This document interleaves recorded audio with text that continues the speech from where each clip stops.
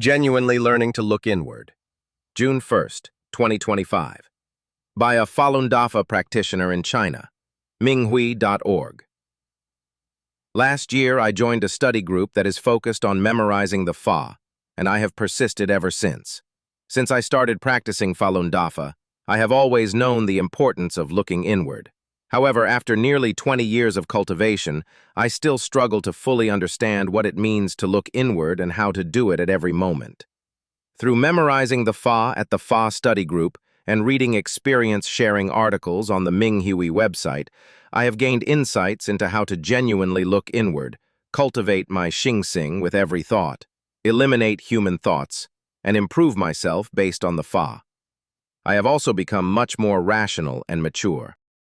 There are several recent cultivation experiences that have helped me to look inward more deeply. One such instance is my relationship with my father. My father is 88 years old and is healthy enough to still take care of himself. As his children, my sisters and I visit him twice weekly to cook for him and help clean up. My father complains a lot and holds grievances against us. He often criticizes us over trivial matters and nitpicks everything we do. When I visit, he finds fault with me for almost everything, which fills me with frustration. Sometimes I think, if you were not my father, I would not care about you. When my sisters and I talked about this, we would complain about him. My elder sister said, "Luckily, he only has daughters. Otherwise, the daughters-in-law would have stopped visiting him long ago." I said, "You can choose everything except your parents. There is nothing we can do about it." There are several recent cultivation experiences that have helped me to look inward more deeply. One such instance is my relationship with my father. Through memorizing the Fa, I have realized that my father is a mirror for me. I see reflections of myself in him. My husband and children have often told me, "You are just like your father." Upon hearing this, I was unhappy. In the past, I was not aware of my problems. Now I recognize my problems and am determined to cultivate myself, even though changing myself is a difficult process. First, I made a conscious effort to accept my father wholeheartedly, understand him, and let go of any resentment. Initially, I felt tempted to resist this change, but eventually, I embraced forbearance and stopped yielding to temptation. As I improved through Fa study, I also noticed changes in my father. Even my elder sister, who does not practice cultivation, commented that our father has become kinder, no longer losing his temper so quickly, but speaking gently. In my heart, I know that I have changed, and so has my father.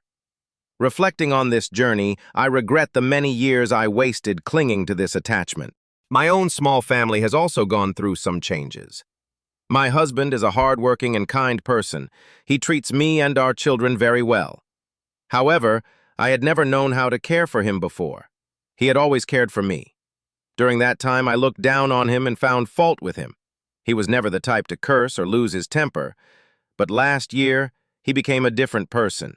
He began to curse and lose his temper. Sometimes he cursed at me with very unpleasant words, and he often flew into a rage and threatened to divorce me. Instead of blaming him, I took a step back and reflected on my own actions. I asked myself if I had said something wrong, done something wrong, or had ill intentions. One day he said to me, "I beg you, let's have a fake divorce. Don't let our children get involved. Can you go out and rent a place and give me some space?" At that moment, I realized that an underlying evil was influencing him. I didn't fall for it. I didn't let my heart be moved. I asked Master to help me make decisions. I began to change myself, starting with cultivating my mind. I identified a bunch of human thoughts within myself, such as disdain, contempt, jealousy, impatience, not cultivating my speech, bossing people around, laziness, face-saving, unwillingness to let others speak, selfishness, self-centeredness, dominance, fear of trouble, and a bad tone in my voice. To get rid of these human thoughts, I sent forth righteous thoughts. The feelings of hatred, disdain for others, and contempt for others often came up, so I became mindful of every thought. Whenever I felt annoyed or someone did something that didn't conform to my concepts, I sent forth righteous thoughts to eliminate my human thoughts. Gradually, I noticed those human thoughts weakening, and now I can suppress them more effectively. I've become more considerate towards my family. I actively share household responsibilities, engage in conversation, and include stories about my journey in cultivation. As a result, my husband gradually relaxed. We now study the Fa together every day. During breakfast in the morning, I play the experience sharing audio from the Minghui website. Now our home is full of peace and tranquility again. One day, when I was studying the Fa and exchanging views in the Fa study group, fellow practitioners pointed out that I was quite domineering and did not treat fellow practitioners' affairs as my own.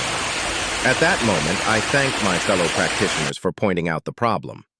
However, after returning home, a thought crossed my mind. Why don't they do it? I immediately caught this bad thought. It is not me, let it die. I ask myself, when conflicts suddenly arise, can I look inward, calmly? It seems that I have not yet been able to stay calm. I still have the attachment to saving face, the attachment to reputation, and the unwillingness to make more of an effort for others. Recently, I've become a bit self-absorbed. The practitioner's words struck me hard today, and I felt a sense of heaviness in my heart. Cultivation is a serious matter. I must think of others first and let go of selfishness. Moving forward, I will be more diligent in my cultivation.